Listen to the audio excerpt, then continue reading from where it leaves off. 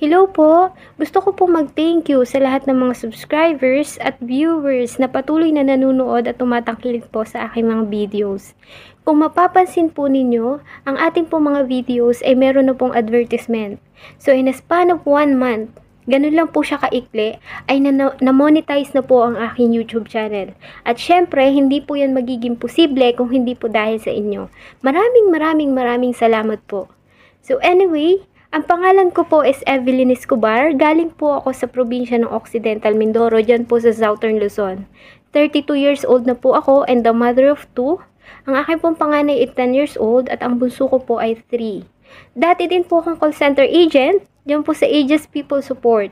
So kung nakarating na po kayo ng Makati, dyan po yan sa harap ng RCBC Plaza. Pero, ang first love ko po talaga is pananahe. Yan po talaga ang hilig ko. So katulad po ninyo, fan din po ako ng mga true crime stories. Katulad, kahit po nung nasa Pilipinas pa ako, mahilig po talaga akong manood. Tulad ng Soko, ng Investigador at mga documentaries. Kaya naisip kong gawin yung aking YouTube channel tungkol sa mga true crime stories. Kasi napansin ko, bihira po yung mga channel na puproduce ng content tungkol po sa ating mga OFWs. So, ako po pala ay isa ding OFW. Sa katunayan po, ako po ngayon ay kasalukuyang nandito po sa bansang Kuwait. So, nasa Middle East po ako. Yan yung maingay na bansa na pinag-usapan po natin ng mga nakaraang araw dahil nga po dun sa video na ginawa ko tungkol kay Jakatia Pawa. So, bakit po Kuwait? Bakit Middle East? No? Kasi katulad nga nung sinabi ko, maraming crime incident dito na nangyayari, lalo na dito sa bansang Kuwait. So, bakit Kuwait? Katulad nga po ng iba, no? Katulad ko po na mahirap lang, no? Napakahirap po talaga mag-apply. No? Aminin natin, no? Napakalaki po ng gastos sa paglalakad ng mga papers.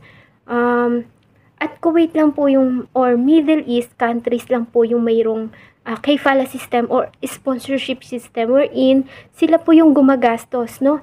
Sila yung gumagastos sa aplikante sa pagpapalakad ng papers bago po hanggang po sila ay makaalis at makarating dito sa kanilang bansa. So yun din po yung nangyari sa akin. Although talaga namang ayaw ko po ng Middle East. Sino naman pong gusto pumunta sa Middle East? Sobrang init at saka talagang iba po talaga, no? Iba po talaga yung kanilang culture. Pero anyway, as of now ay okay naman po ako at syempre, nagpapasalamat din ako sa Diyos kasi napunta ako dun sa mga mababait na employer.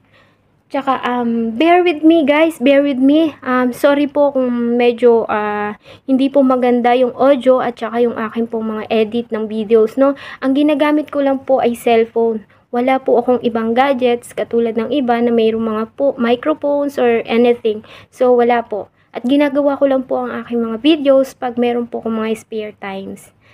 Anyway, thank you so much po. Thank you so much po talaga. Hindi ko po talaga ini-expect na makakakuha po ako ng ganyang karaming subscribers at saka viewers sa loob lamang po ng 1 buwan.